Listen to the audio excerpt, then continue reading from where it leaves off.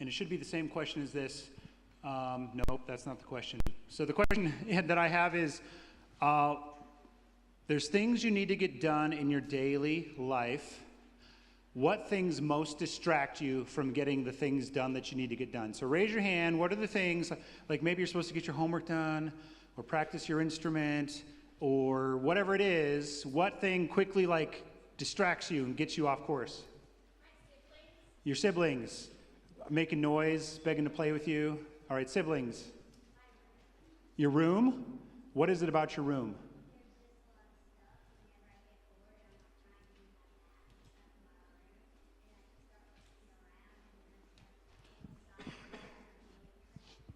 All right, so much to do in your room. That's how I feel like in my office. I look around in my office and I'm just like, well, look at all the things. All right, Monica. Procrastination. So I'm just gonna wait a little bit longer. Anybody else? How about over here?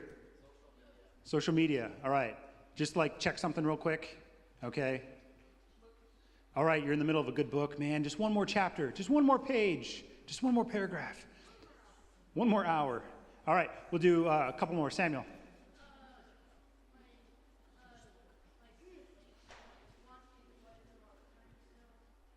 All right, a sibling wants you to play. Okay, so you know there's a big thing that you got to get done. A distraction comes in, takes you off course. And these distractions, they can even be good things. You can be distracted by a good thing, but it still keeps you from that main thing that you need to get done. An example for me is, with Fall Advance coming on Friday, really easy to start focusing on like little details that aren't as important, in order to like not focus on a really big detail that is important, okay? And so I gotta like stay focused on the main thing that's gotta get done. Like making these silly Tosh and Jerry videos, they're done, but at the expense of, oh man, but there's these other more important things I need to have done first, But anyway, so that's what tonight is kind of about. So this is the question on your handout. What are the main tasks when you guys look at the first part of chapter 6, verses 1 through 6, really 1 through 7? What are the main tasks the disciples, the 12, are supposed to be focused on? Somebody can just shout them out. What are the things you see? Preaching, and one other one. Okay, the widows are actually going to be the distraction. Prayer. All right, the 12 are supposed to be focused on the preaching and the prayer, or the prayer and the preaching. That's the main task. Remember, they just got set free by an angel, and the angel didn't say, hey, quick, go feed the widows. Now, that's a good thing. It needs to happen. But that's not what the angel set them free to go do. The angel said, hey, go keep speaking in the temple. And then we saw at the end of chapter 5, verse 42, every day in the temple, house to house, they did not cease teaching and preaching that the Christ is Jesus. So now here comes a distraction. All right, here's a distraction, and it was already read. These widows, some of them are being neglected. And so the apostles, remember, everybody was selling stuff, bringing it to the feet of the apostles. The apostles are distributing it. So it's probably these 12 who've been like taking care of the widows, and now there's this complaint that some of the widows are being neglected. And here's where they have to make a choice. Do we focus more energy on taking care of the widows better? Or do we keep doing what Jesus set us free to do from prison, pray and preach? All right. So now I need a volunteer. Let's see here. I should have really thought this through. Oh boy, this is not going to go well. All right, back row. Nathaniel? Is that Nathaniel? Come up. I want Nathaniel to do it. All right. Nathaniel, come on up. And I've got a little task for you to complete for us, if you're so willing. Okay, I've got this beautiful, beautiful jar. Isn't it nice? My dad brought this. Mount Olive, maybe it was pickles. The corner of cucumber and vine. Okay, it sounds right. All right. So, here's what I need you to do. I need you to put all of those rocks and all of this sand in this jar. Okay? Go ahead.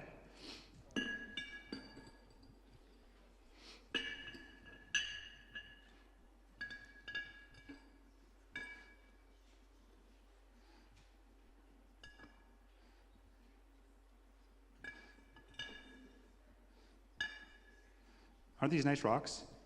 I found them outside. Just right out this door. Beautiful rocks like this.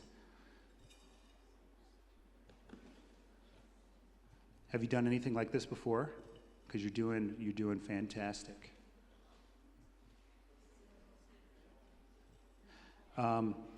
If the sand has unusual lumps in it, just disregard those.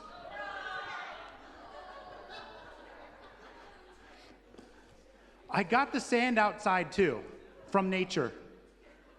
It's nature's bathroom.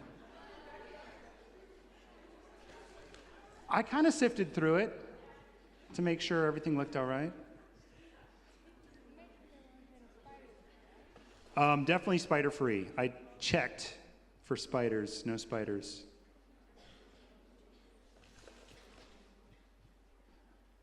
What do you guys think about the strategy? Good strategy? All right. How could this have gone really, really wrong? If you put the sand in first, right? Yeah, if you put the sand in first. And so here's the next trick, because you still have sand in there. Here, we'll put that lid on. So don't drop it, but yeah, pick it up and kind of shake it around, yeah. So here's the thing, like the small things in your life that we like to do first, they're gonna fit. They're gonna fit. But if you do the small things first, the big things, all of a sudden you're like, oh man, they're not gonna fit. Like I remember being in college and playing board games with my roommate Ernesto till like 3 in-the-morning, and then it's like, oh man, that paper is due tomorrow. And all of a sudden you like have to decide, am I not gonna do the paper? Or am I not gonna do the paper and sleep, or am I gonna not sleep and do the paper? And then you have to make a choice of 2 big things, and they don't both fit. So I either got rid of the big thing of sleep to do the big thing of the paper, or I did the big thing of the sleep and didn't do the big thing of the paper. All right, you can probably set it down, and I bet you can just dump the rest of it in, just lifting that thing up. Oh yeah, like a professional. So if any of you guys need your sand gently groomed, lightly shaken, Nathaniel's the guy for you. He's got this.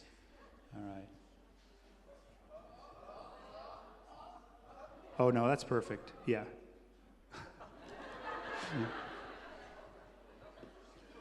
Like a glove. All right, yeah, well done.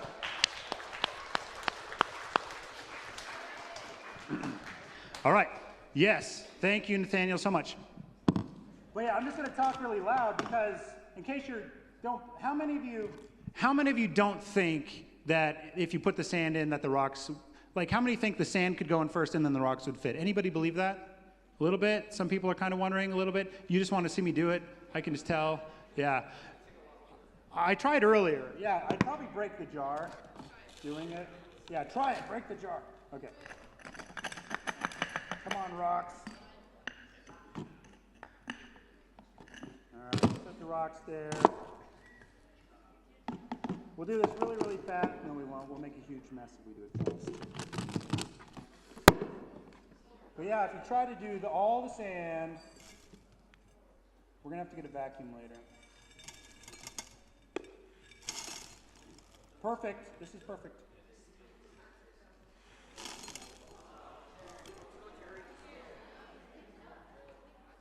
All right. If you're going to put these rocks in now, oh man, you're going to have a hard time. You're going to have a hard time. So, there's a couple lessons in this. One of the lessons is just for yourself personally. Yeah, are there things you got to get done first, like homework and certain things that your mom and dad tell you? Absolutely. Make those a priority. But the lesson I want you to see from it tonight is that the early church, just like the church today, is given all kinds of things that it could do. And if we get distracted and we do the wrong things, then the things that really matter disappear. They don't fit in our jar anymore, okay? And so that's what we're going to look at tonight. So here's your key truth. I must have hit this. All right, here's your key truth. Oh, and if you're wondering what was it that was going to distract them, it was distributing the food to the widows, okay? That was the distraction. But the key truth, don't be distracted from the priorities that Jesus gave us. And if you go back to Acts 2:42, those are the priorities that Jesus gave us, all right? fellowship, the apostles' teaching, fellowship, the breaking of bread, and prayer. Those are the big rocks that for the church has got to go in the jar first, and if we neglect that, we're going to do lots of really good things, but not the thing, okay? So, as you guys know, the church, it's been expanding big time. Somebody in our Tuesday Bible study said, like, they stopped keeping track of numbers. Like, we knew there was 120, and then we knew 3,000 more became believers, and then they just started counting the men, like, oh, here's another 5,000 guys, and now they're just saying, like, it's just greatly increasing. It's multiplying. Like, they're done giving us numbers, okay? And as something gets bigger, you have family problems. As the family gets bigger, we don't all fit in the car anymore, all right?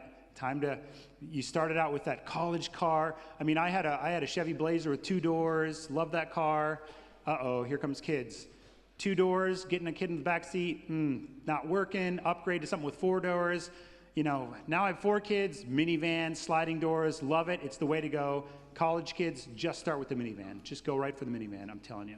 Okay, get all your friends in there and you can get all kinds of like luggage and all that kind of stuff. So, even our church, you know, Parkview Church, getting bigger, we've got problems like where do people park and there's not enough classrooms, and even Camp Judson. Where are people going to sleep? I guess we're going to put them on a cot. Now, these problems, though, are okay. Like, sometimes we look at these as negative, but the early church didn't look at it as negative. They just figured out a way, how do we handle it? How do we handle having so many people to take care of now? The apostles can no longer take care of the widows. What are we going to do? Okay? And so they do like what Moses does. If you guys remember Moses, he was like trying to hear every single problem of all the Israelites, and Moses' father-in-law comes, and he's like, dude, what are you doing? You're like wearing yourself out. You're hearing all of these cases. And so they come up with this plan.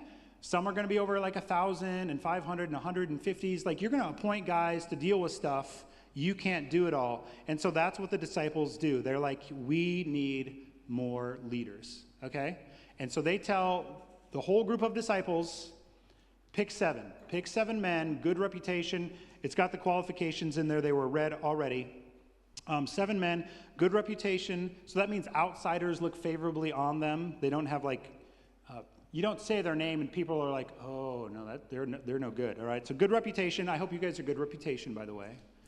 If I mentioned your name at school or to siblings or family members, are you good reputation people, or are they going to be like, oh, yeah, no, I'm related to them. I mean, I've got some relatives like that where they say their name, I'm like, yeah, that's, I mean, I'm their nephew, you know.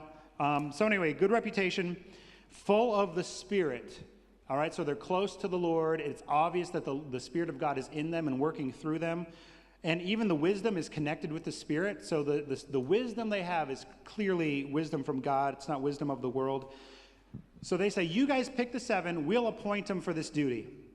And that's what they do. The 7 are presented. Their names are listed there. The apostles put their hands on them and pray, showing the whole group of disciples, look, we are putting our hands on them to let you all know we approve these men to do the duty. And now the apostles, good news, they can fully devote themselves to prayer and preaching the gospel. They're not getting off track, okay? Real quick side note, I know that it says like the words Hellenists there and the Hebrews. And so just so you know what's going on there, the Hellenists, so these are people, if you think back in the Old Testament when the Jewish people were like taken to exile in Babylon, well, after the exile, they maybe didn't settle right in Jerusalem, but they settled kind of on the outskirts of Jerusalem or even in other countries and territories. So they mainly speak Greek, all right? The Hellenists are mainly speaking Greek, whereas the Hebrews, well, they came back and moved right to Jerusalem. They spoke Aramaic, which was the main language of the Hebrew people that they were speaking. They might even have spoken Hebrew. And they probably also knew Greek as well. And so what you've got is kind of a cultural disagreement. Along with a little bit of a racial disagreement, okay? And really small examples of that, like as soon as you say the word Central High School, Stevens High School, homeschool, right away, things happen in your mind. and you have a category for those people.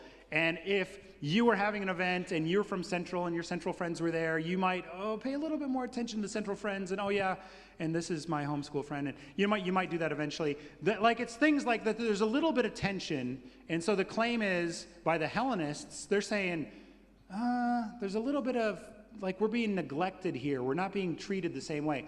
So actually, the 7 that are chosen, when you read their names in the New Testament in Greek, they're all Greek names. They're all Hellenist names. So most likely what happened is the disciples, to fix it, they said, well, let's just pick 7 Hellenist guys to do this, and then there's no neglect, okay? Now that is probably maybe, I can't definitely say, but that's what the names kind of lead us to believe. All right, so let's look at the results here. The results of the apostles keeping prayer and preaching the gospel as their priorities. We see that the word of God, it keeps increasing. That's the end of it. The word of God continues to increase, and the number of disciples multiply. And here's where we're going to get in trouble, or where the early church is going to get in trouble. Even a lot of the priests who belong to the members of the Sadducees mostly, a lot of the priests are coming to faith. Now this is a problem because the believers are encroaching on the territory of the Sadducees, taking some of their people away. They're becoming obedient to the faith. I love that. That's a great way to say you've become a Christian. I've become obedient to the faith. All right, well, what does this mean for us? It just means let's make sure that we don't replace the priorities of the church with just good things, okay? It can be really easy to pick up and read a Christian book instead of the Bible, all right? I can sit in my office and be like, all right, it's time to study. Oh, man, I forgot about this book. Oh, I should just read the introduction again. Wait, no, that's, it's like a distraction to take me off the thing I'm supposed to be doing. Abigail, I don't know if you remember the one you shared yesterday. Where'd Abigail? Right there. Do you remember the one you said yesterday, Abigail? Okay, well, I wrote it down. I had my notepad. But Abigail said, it's really easy to take a class about sharing the gospel, and instead of sharing the gospel, I'm going to take another class about sharing the gospel. I'm going to read another book about sharing the gospel. It's well, when are you ever going to be ready?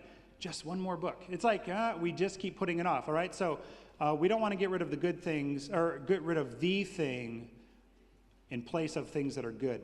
So I restated the key truth on your handout, and I don't know if this is right or not, but I said, if our church, or any church, if we would continue to prioritize prayer and the preaching of the gospel, I think we would see new conversion growth at an alarming rate. And what I mean by an alarming rate is we'd have people on the outside getting upset, just like we're going to see it about to happen to Stephen. And I think we'd also be like, how in the world do we meet the needs, and how do we teach, and how do we the family is so big, what are we going to do? Okay? I think if our priorities are prayer and preaching the gospel, things would just blow up. So this is a picture of David Livingston over in India. Many years back, he spoke at Fall Retreat. But in India, their church, they feed widows.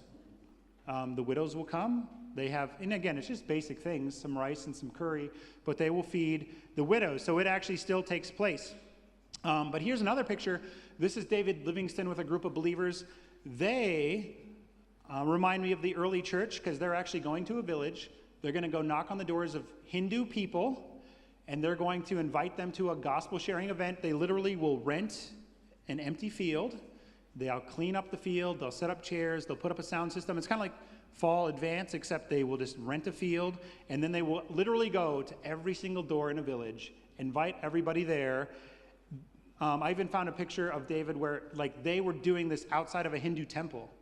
That sounds really New Testament church, because where were the early believers? At the temple. Stephen, we're going to see him at a synagogue. That's where he gets in trouble. All right, so they're handing out invitations, inviting people. And then I love this next little video. It's just a short little video. This is what it looks like to get baptized in a village where David Livingston lives. Oops, no, that's not true. This is them handing out the invitations to Hindu people. This guy's selling stuff. Here's some people sitting. This guy's looking back with his invitation. This woman's getting an invitation. This lady's looking at her invitation. So I'm like, dude, that's like New Testament boldness. They're out in a Hindu village going for it. I love it. I love the passion. Here's what it looks like. to get baptized in a village in India.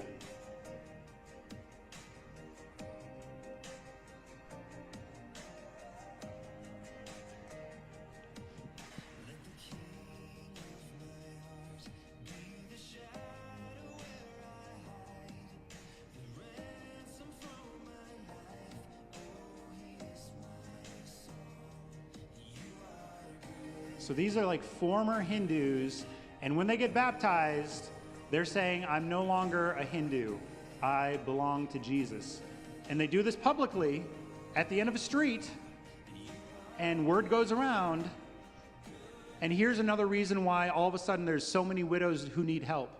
Because these widows, as women, didn't control property or own property. And if you get baptized, you're out. One family says goodbye, and now here's the family of believers that says hello, and they're like, how do we feed all these people? They figure it out. Okay, they figure it out. All right, man, I think how awesome would it be to see something like that happen here? And I think it, just like a group like this, I think this youth group, if we mobilized, if we went to every apartment door that's been built around us and every house that's been built around us, and we went door to door and we invited them to hear the gospel or shared the gospel with them on the spot, how awesome would it be if people are like, we need to be baptized, and there's no way we can do it in the church. We got to go to a muddy river. Did you see how dirty the water was? And they're going into the water, and they don't care. I love it. So, man, I'm excited about this chapter, the first part of it, keeping our priorities. I think that we could do that. And now I got to share a story. I'm a little bummed out because I got a haircut today. Yes, a little bummed out because maybe I don't look very good, but I don't think my hair can fix that. Why I'm bummed out is because, well, first of all, I sat down and I'm like, okay, I would really like to have a gospel conversation with the lady cutting my hair, but I don't want to be super awkward about it, right? And so I just like really quickly was like, okay, Lord, just make something natural happen. And it was like literally a half second after that where she's like, so what are you up to tonight? I'm like, oh, well, that's totally natural. Yeah, I'm teaching youth group tonight. You know, I'm a youth pastor at a church here in town. And then I said, on Friday, we have our big fall retreat. And she's like, oh, I'm going to my youth group tomorrow night. And I'm like, oh, where's your youth group at? And she said, oh, well, it's for young adults. It's at the LDS church. And I was like, no. And her story is that she grew up in a Lutheran church in Aberdeen. Her dad was the pastor. She never, ever really paid attention. And she moved here single, and Mormon missionaries came to her door. And, you know, again, I'm thinking of the widow situation a little bit. She's alone, no friends, no connections. Missionaries show up, invite her in. She goes, and I think they just probably won her over because she was looking for relationships. And we talked about the Trinity a little bit, and we talked about the true gospel and the false gospel a little bit, and I don't want to go into all of that right now, but what I was bummed out about was like they beat us to her. We're not hitting the priorities. If we were praying and preaching the gospel, and I'm talking about all of us. I'm talking about the whole church, the church in the whole United States. If we prioritized prayer and preaching the gospel, maybe we would have gotten to her first. Okay? Maybe we would have gotten to her first. Because it said in chapter 5, they were going house to house every single day. And I'm not going to house every single day. I'm not. But I'm not totally giving up hope because I did say, hey, I'd love to meet with you and these missionaries. Here's my email. And so I'm hoping that she will go ahead and send me an email. Her name is Juliana, so you can pray for her. Juliana. All right. So, yeah, the applications. I think I already said these things. Don't replace the priorities of the church with good things. If our church or any church continues to prioritize prayer and preaching the gospel, we will see new conversion growth at an alarming rate. Alarming because what do we do? And alarming because the community is going to say, whoa, what's happening? And then everyone everywhere, this is what I'm thinking of Juliana. Everyone everywhere is hearing the gospel preached to them. They might as well hear the true gospel from us. And what I mean is everybody's hearing a message every single day. Whether they're watching the news, social media, people are winning people over to different beliefs and thoughts and ideas, and they might as well hear it from us. All right, well, let's move on here to the next one. Key truth number 2, prioritizing prayer and preaching, guess what? It's going to lead to increased persecution. Because they're focused on the priority, of prayer and preaching, persecution is next. And if you guys remember through Acts, at first in chapter 4, the apostles just got warnings. Stop talking about the name of Jesus. In chapter 5, they get beaten. Stop talking about the name of Jesus. And now we're introduced to Stephen. The Greek way to say it would be more like Stephanos. We're greeted. I listened to it several times on the internet today because I'm not a natural Greek speaker. But Stephanos would be his name. We're introduced to Stephanos, the first of the 7. And actually, Philip is the second of the 7. We're going to see him in chapter 8. But now Stephen, he's going to get brought before the Sanhedrin, and then he's actually going to be killed. So we go from warning to beating to death. They're not listening to Gamaliel anymore. Remember last week? Gamaliel said, let's let it be. If it's from man, it'll stop. If it's from God, we're opposing God. They're done with that idea. They're like, we're going to oppose them. All right. So Stephen, you guys heard about him, good reputation, full of the Spirit, wisdom. Now all of a sudden, we don't just see the 12 doing these amazing things.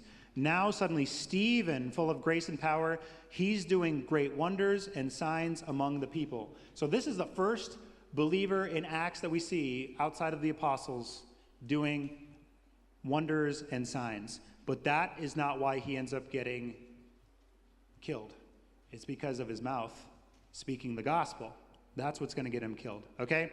So it says that he's at a synagogue, the synagogue of the freedmen. So the synagogue of the freedmen, it just means that either they themselves had been slaves at one time, or they're the child or the son of someone who had been a slave before that was freed. And there's a map on your handout there.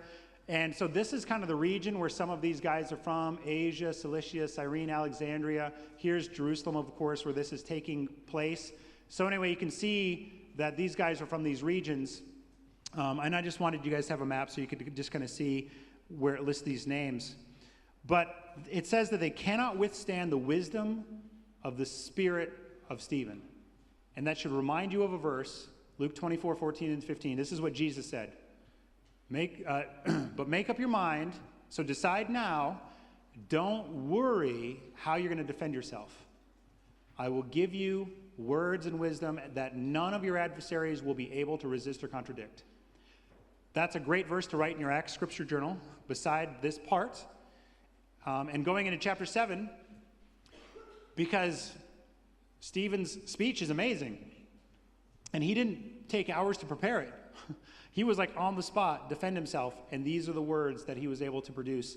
And again, I think it's the promise of Jesus coming true to those who the Spirit of God resides in, okay? And obviously he was full of the Spirit, so that means he was focused on prayer. Now, what do you do if you can't win the fair way? Like, you want to win the race, someone's faster than you, there's nothing you can do about it. What's your option? All right, you could be a good sport. What if you're tired of being a good sport and you just want to win? What do? You cheat. What are you going to say? You could work harder. They're done working harder. They can't win the argument with Stephen. Cut the track. Yeah, so you could like cut it and like not run the whole lap. Just be better. You know, I wish that they would just be better. So the work harder, be better, that's going to be lessons for us at the end of this section here.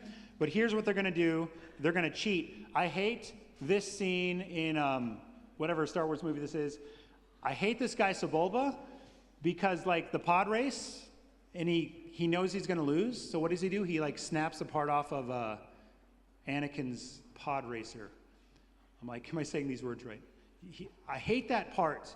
So maybe you can think of other movies or shows where somebody does a little tricky thing like that, and you just hate it. But you know what? We're probably guilty of that. Somebody's better at something than we are, so we're like, how can I just like mildly cheat to win?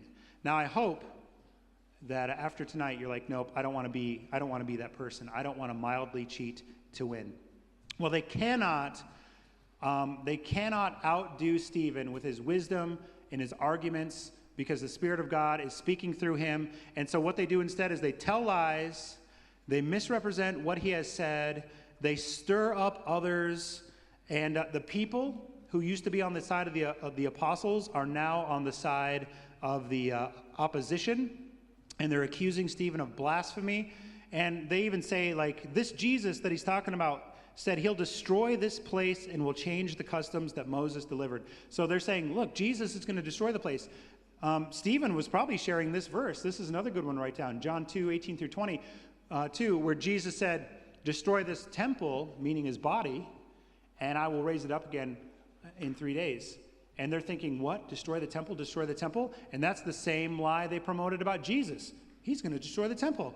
Now they're promoting that lie about Stephen. He's going to destroy the temple. So there's a lot of parallels with the way that things are handled to Stephen and the way that things were handled to Jesus, okay? And so we're going to see next week, so the big things they're accusing Stephen of, he's talking bad about God, the God of Israel. He's talking bad about the temple. He's talking bad about Moses, and he's talking bad about the law. So these are the things that they're propping up to say, this is what's wrong with what Stephen's saying. And you're going to see Stephen address all of those things next week.